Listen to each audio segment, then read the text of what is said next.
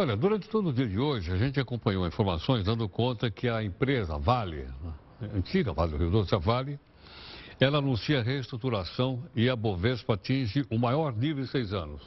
Só o anúncio, veja bem, só o anúncio de que a Vale anuncia uma reestruturação acionária fez com que a Bolsa de Valores de São Paulo hoje atingisse o maior nível em 6 anos. Sabe que eu ia perdendo essa notícia? Também que eu olhei aqui, olha, antes de conversar com você. Por quê? Porque eu não entendi exatamente o que aconteceu, mas para isso nós pedimos aqui, gentilmente, a participação do economista José Cobori, que está conosco no nosso estúdio em Brasília. Cobori, boa noite, obrigado pela gentileza, pela participação aqui conosco. Boa noite, Heródoto, boa noite a todos. Cobori, o que significa essa nova disposição acionária por parte de uma empresa tão grande como a Vale? Na realidade, a Vale anunciou hoje uma reestruturação societária e, eventualmente, uma transição aí, um novo acordo de acionistas, para que a Vale não tenha exatamente um controle definido, né? Esse controle seja pulverizado na Bolsa.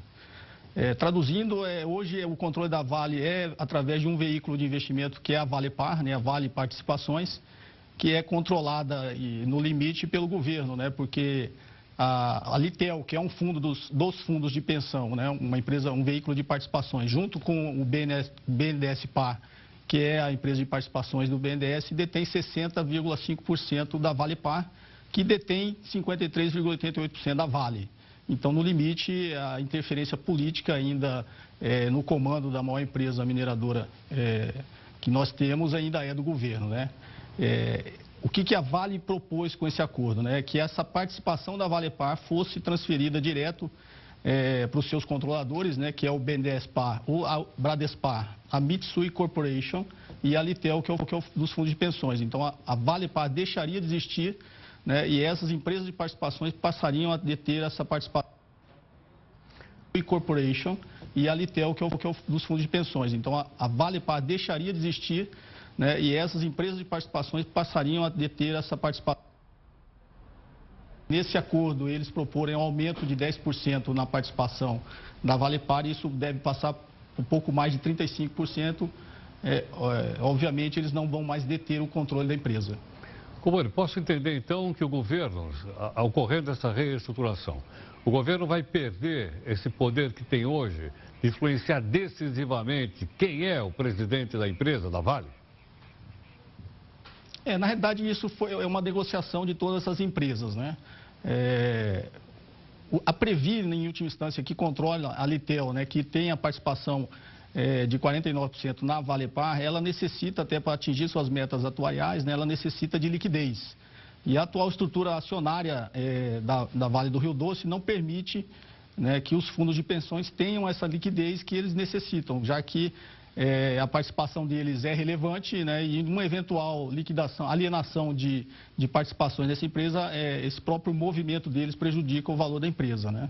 Então, é óbvio, eles estão trocando, é uma negociação, eles estão trocando, né, esse poder de controle em troca da liquidez para os fundos de pensão. É óbvio que isso traduz aí em maior governança corporativa da empresa, né? Isso, na realidade, não vem de graça. Acho que isso é um bom sinal para o mercado de capitais brasileiro, né? A maior empresa que nós temos, uma das maiores empresas que nós temos na Bolsa, ela está caminhando porque a Bovespa chama de novo mercado, que é uma empresa que tem uma igualdade nas participações, nos direitos dos acionistas, né? Já que o novo mercado só permite que a empresa tenha ações com direito a voto, ou seja, ela só tem ações ordinárias, né? Então, ela deixaria de ter ações preferenciais nessa relação de troca que ela anunciou hoje, né? De 0,93 e 42 ONs para cada PN, né? Traduzindo, se uma ON, digamos, valesse R$100, uma PN valeria R$93,42. Cobori, por que é que isso fez com que a Bolsa, então, tivesse essa performance que teve hoje? Está dito aqui no G1 que foi a melhor performance da Bolsa nos últimos 6 anos. O volume da Vale ainda é bastante relevante, né? A Vale e a Petrobras ainda têm uma relevância muito grande no índice Bovespa, né? É uma representatividade bastante considerável.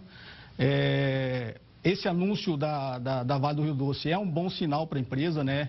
Ela aumenta o seu nível de governança corporativa e, com isso, aumenta o interesse dos investidores nessa empresa, já que com uma governança corporativa melhor essa empresa tende a crescer mais, né? Tende a ter melhores práticas de mercado, melhores práticas de gestão, o que pode beneficiar a rentabilidade da empresa, né? E beneficiando a rentabilidade da empresa, os investidores são propensos a investir, né? Então, esse movimento todo foi o mercado já reagindo a esse anúncio da Vale, imaginando que a empresa vai ganhar valor aí no futuro, né?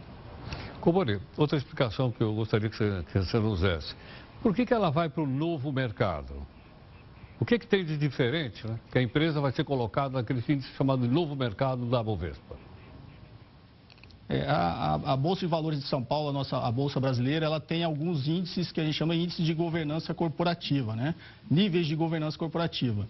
Então, digamos, ela está hoje no nível 1 de governança corporativa, que é aquelas empresas que ainda têm duas classes de ações, né? Tem ações ordinárias e ações preferenciais, né? Mas mesmo assim ela resguarda alguma relação entre as duas, que é o que a gente chama de tag along, né? Ou seja, tudo aquilo que se pagar no controle da empresa, e obviamente para você comprar a empresa que tem duas classes de ações, você necessariamente precisaria comprar só as ações ordinárias, mas a empresa garante que ela pagaria um percentual proporcional para as ações preferenciais, para aqueles detentores de ações preferenciais que quisessem vender as suas ações, né?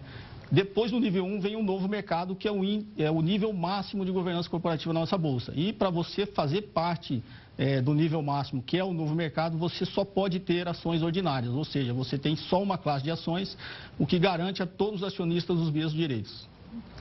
Isso tem a ver alguma coisa também com governança corporativa, com responsabilidade social, ambiental, etc, etc? Tem a ver tudo, né? Isso é um grande passo aí no nível de governança corporativa da Vale do Rio Doce. Primeiro, vai garantir, se tudo der certo nessa fase de transição e todos aderirem, né, a esse acordo que a Vale está propondo, que os controladores da Vale estão propondo, que a empresa tenha só uma classe de acionistas, né? E o controle pulverizado. O que viria a ser o controle pulverizado? Ele não seria mais indicado por esse bloco de controle, né?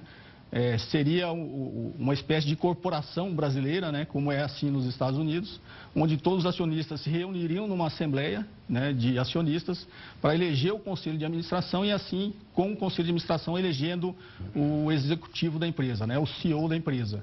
Então, isso garante para o mercado que você vai ter realmente indicações profissionais e técnicas e não indicações políticas.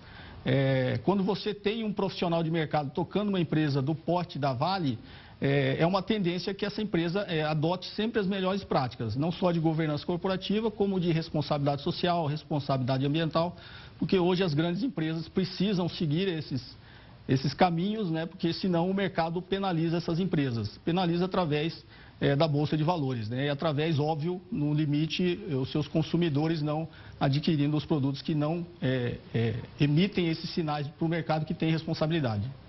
Ok.